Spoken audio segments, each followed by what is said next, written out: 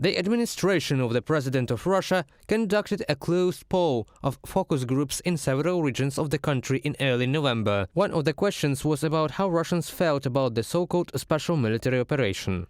The results showed that most of the respondents were tired and apathetic from the topic of hostilities on the territory of Ukraine. This was reported by Medusa edition, citing two sources close to the Kremlin. It also notes focus group data clearly shows that Russian citizens are not optimistic about their future and the future of their country. This is not switching to opposition or a complete rejection of the special military operation. This is indifference and apathy. Nothing inspires us and nothing pulls us forward. Just do not touch us and keep away from us. Anonymous source in an interview with the Russian Medusa edition.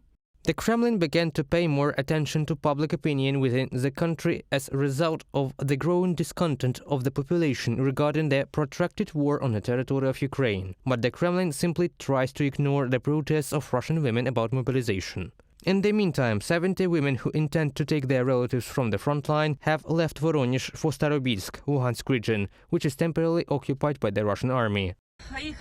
We were promised that our relatives would be brought to Valuyki, but in the end, as always, we were deceived. We have been living here in the parking lot for the third day. I am a pregnant woman and I'm expecting my third child. I can't take my husband out of there. They all refused to go back. According to the results of the survey, it turned out that mobilization was a pain point for Russians. However, no one will officially show the indignation of the population that those who are not even fit for the army are taken to the front line without any preparation.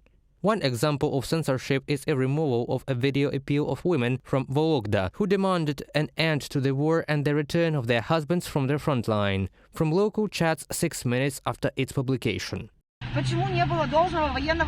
Why there was no proper military training? Why there was no command and clear tasks? Why they ended up in a combat zone? Now it's time to act, but not to think and wait for everyone to be chopped into a bloody meat grinder. Please return our husbands and sons from this hell. Also, economic difficulties due to the Western sanctions and the blocking of Instagram have become a pain point. However, sources from the presidential administration of Russia believe that large-scale anti-war protests will not begin in the near future in the country. According to them, it is so due to the fact that people eventually get used to everything. However, Medusa edition's sources do not rule out that the situation may change if the Russian authorities announce a new, even larger stage of mobilization. Reported by Pavel Shtermach, Natalia Белокудря, UATV News.